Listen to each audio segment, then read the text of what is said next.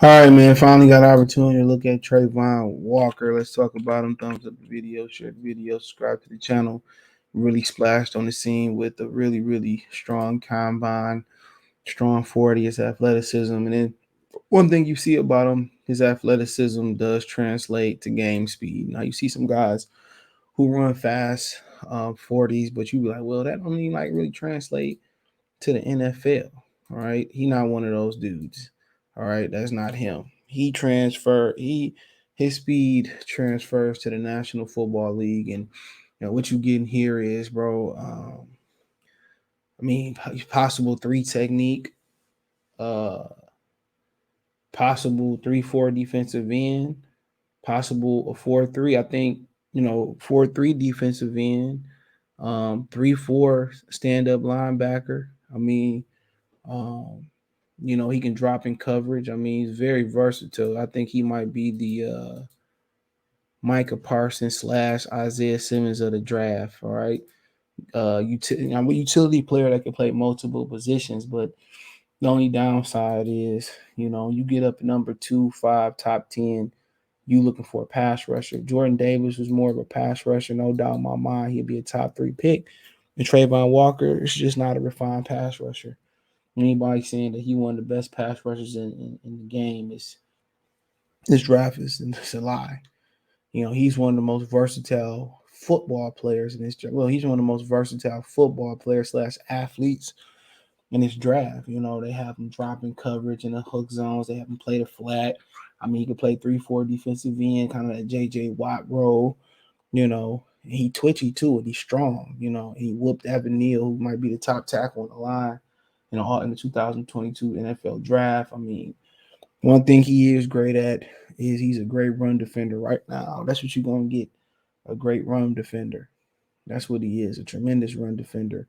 And you can line him up at nose. You seen him line up over nose tackle, whoop guards, whoop centers, whoop.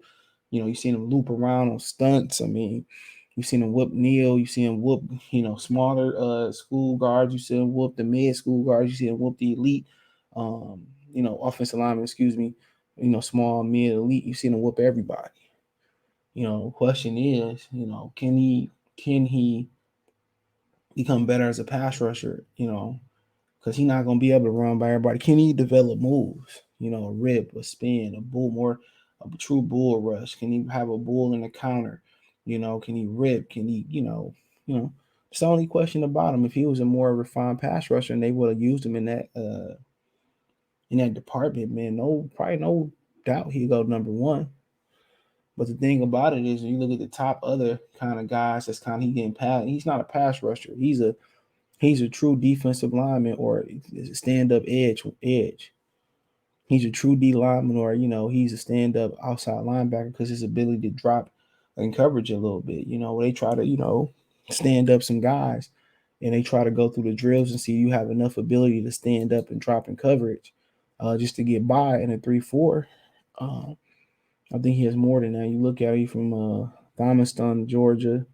He's a junior kid. He came back 6'5", 272, 35.5-inch arms. That's tremendous. 10 and 3/4 hands. Tremendous. He ran a 4.51 in the 40. Didn't bench 30. He didn't need to bench the power he showed. 35.5-inch vertical. See the broad jump, the 3-cone drill, 20-yard shuttle. Didn't do the 60. It says Yuri Travon Walker was a. Is that his government name? Hold on. Or is that like just a play on word? I need to know. Yes, it's his government name. His government name is Yuri.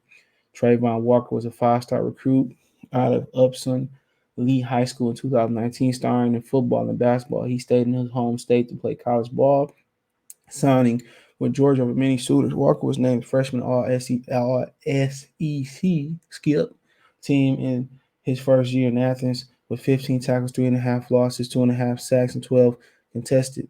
He played in 9 games as a reserve. Following season, 13 tackles, 2 for loss with 1 sack. He started off 15 games for the national championship in 2021, recording 37 stops, 7.5 tackles for loss, with 6 stars and 2 pass breakups. Chad Reuter.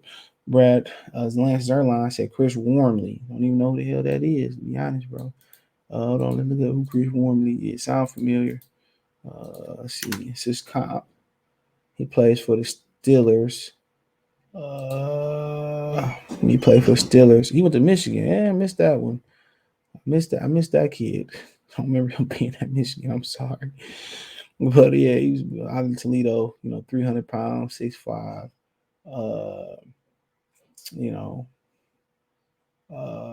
that's what he is. Similar height, a little bit thicker than him as far as weight, 298 at the combine. So he said Walker is a big, rugged run stopper with playing style and body type of 3-4 end. He consistently outreaches blockers and takes control at the point of attack. His sets firm edges despite playing with limited knee bend. He plays with violent hands, sluggish feet, and an all-day aggressiveness. He has quick shed ability to make plays near gap, but lack of lateral quickness to play with desired range. He won't be considered skilled or threatening rusher from an alignment, but he can plow his way to find occasional success. His effectiveness against run, but it's likely to be a one-way player who comes off the field on passing down. So, um, like they said, some issues with repertoire, and that's what I was saying about Michael Parsons, and he was a Michael Parsons was probably more of a faster, but um, but he probably was a little bit faster. But let's see. But I think that I think that he might be bigger overall. And Walker got him by like over 20 pounds.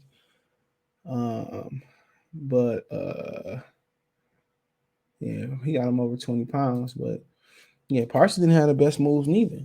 But he got probably more speed. Strength's a bit big, long, powerful at the point of attack. You excellent understanding of how to create leverage, transfer power from hips to hands to lift opponents' pass, violent hands to create jarring pop, consistent to reach, consistent to outreach and post up the blockers and set the edge setter, able to stack and release for tackles near his gap, use length and make him difficult to latch onto, adequate closing burst down the line, pure power occasionally opens rush paths to the pocket, stay on his feet throughout the game. His weaknesses below average, get off playing inside or outside, very limited being in his lower half. And the get off, that's just part of being a cap pass rusher. That he can improve that. Work with elevated pad level and lack of fluidity, especially with his athleticism. Dull pursuit, burst in space. Nothing threatening as an edge to edge rusher. Struggled to displace Alabama or Evan Neal outside his hand. Man, he dogged him. Lethargic getting from move to move. Will need scheme help as an NFL rusher. He's just not a refined rusher at this point. That's what we can say. He's not a refined rusher. You know, that's definitely what we can say about it, bro. But he's a good run stopper. He's a dude that can play 4-3, probably front side defensive end, probably not the backside. He's a dude who can probably play some stand up edge a little bit and drop in coverage a little bit. He can play 3-4 in, very versatile, play with a lot of power, and then also he just got some really good block shedding ability. So, he don't have the pass rushing ability like that, but he has the tools. When you look at him running the 4.51, I mean, he got the tools to have a better get off. He got the arm length, to develop some pass rush moves. The question is, can you afford to show him the pass? Can you afford to, you know, give him? Do you be patient with him to give him the pass rush moves? Can you be patient enough? You know what I'm saying? That's the question. Or you let him go out there and just stop the run and never develop the pass rusher moves. And that's why I heard somebody compare him to Davion Clowney. Clowney really good stopping the run, but never developed a pass rush move because he was so gifted athletically. So that's the question. That's the $1 million question. Like, man, you kind of like, you know, put them in on run downs, take them out on pass rush downs. You take time to develop them, get them a strong bull rush, get them a counter to a bull rush, have them master that, then give them a rip, then you give them maybe, I don't know, work on it. First thing, you're probably working on the get off the ball as a speed rusher. as a pass rusher, get off. Then you give them the technical ability, the move to do so. Maybe a spin, maybe a bull, maybe a rip, maybe running by guys. Maybe act like you're a run by him, like Thibodeau do, and run by a guy in the line. So obviously he got the hands to do so. He understands the hand play of the game of the thing. So he just got to have pass rushing moves. If he can put this pass rushing moves with his run stopping ability, um, it's pretty much a wrap. He probably might be the best player in this draft. But like I said before, Jadeveon Clowney never developed those pass rushing moves, and that's why he's struggling.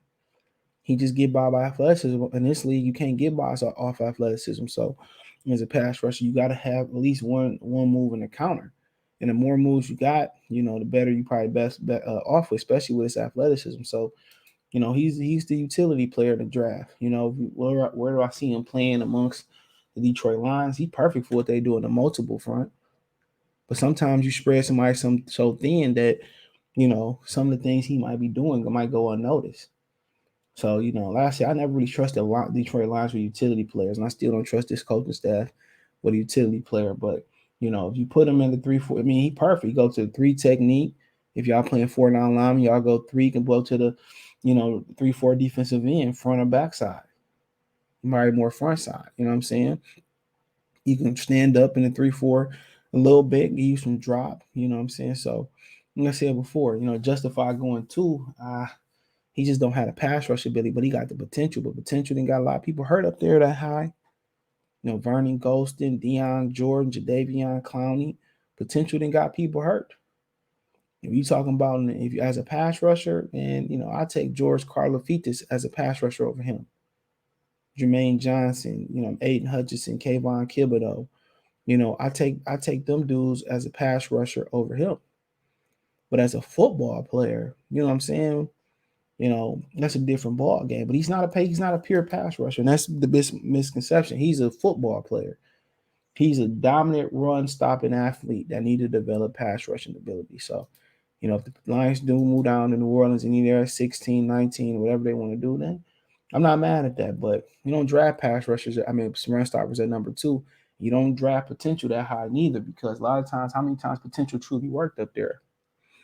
But if you draft the potential, you better be able to develop his ability as a pass rusher. If that happened, he might go down as the best player in this draft. But hey, let me know what you girls and guys think. Check the Draft Lights playlist for more videos like this. Keep in mind, got one Draft Light playlist for NBA and NFL. I don't know why I did that, but NBA draft spotlights coming real soon too.